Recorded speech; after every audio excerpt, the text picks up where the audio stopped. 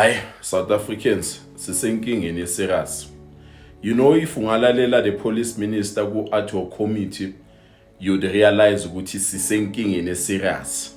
You'd realize ukuthi re ko mathateng a serious. And motho wa re tsentseng ko mathateng ana is none other than Cyril Ramaphosa. You have a police minister o concerned ka dilo tse lore ne di apere ke General Ntantla Mkhwanazi on the day he did the media briefing. You have a police minister o safuna uku explain the protocol of how things were supposed to be done.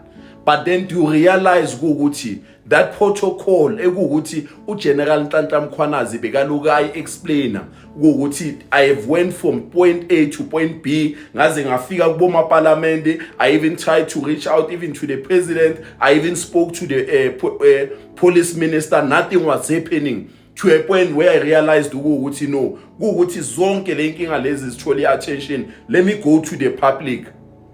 And then you have a police minister osafuna ukujustifya, osafuna ukukhuluma ngeprotocol esize ngani. Today sinabantu ukuthi they are arrested. Sinabantu ukuthi izinto zabo things are now in public of the things that they have been doing. Kunama charts, kunezinto even the then police minister uBaba uBheki he came and testified. Waze washo ukuthi na uyamazi uKeth Matlala. And then you have bafethu, I'm telling you, South Africa sisenjini bafethu re ko mathateng a serious.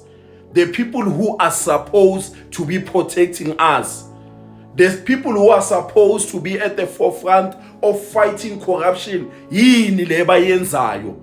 These are the people that you can see they are against people who are fighting corruption. These are the people who are saying uGeneral Ntantla Mkhwanazi lento ayenzile wenze into wrong. When these people are supposed to be the one going out in public, being the one who are supposed to be praising him. In fact, okwamanje bekumele babheka ukuthi where are we putting uGeneral Ntantla Mkhwanazi? Where are we placing him? Because of you realize umsebenzi kaGeneral Ntantla Mkhwanazi akafanelanga ukubheka iKZN kuphela, kwamele abe ku-national asize iSouth Africa as a whole. But the people like our president, immediately our president, you would have expected nokuthi ayenze uGeneral Ntantla Mkhwanazi a police minister, but he didn't because of he doesn't care. And that's why we get upset siyakwata every day when some of you are still busy protecting these people. When some of you even today are still not asking the question yokuthi akuphi amaLamborghini, atholwa kanjani amaLamborghini. Do we understand guys ukuthi kusazoba nabantu ukuthi basazofa all because of they are fighting for the truth? And some of you, it is the truth ukuthi anika kabi ready ukuyifacea noma ukuyimela.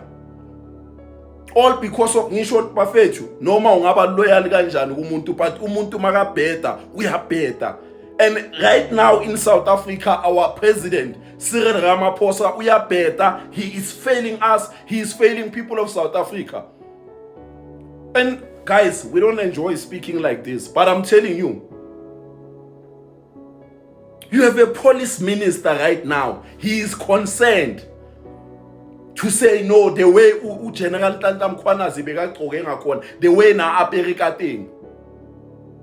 When he's supposed to be the one praising him.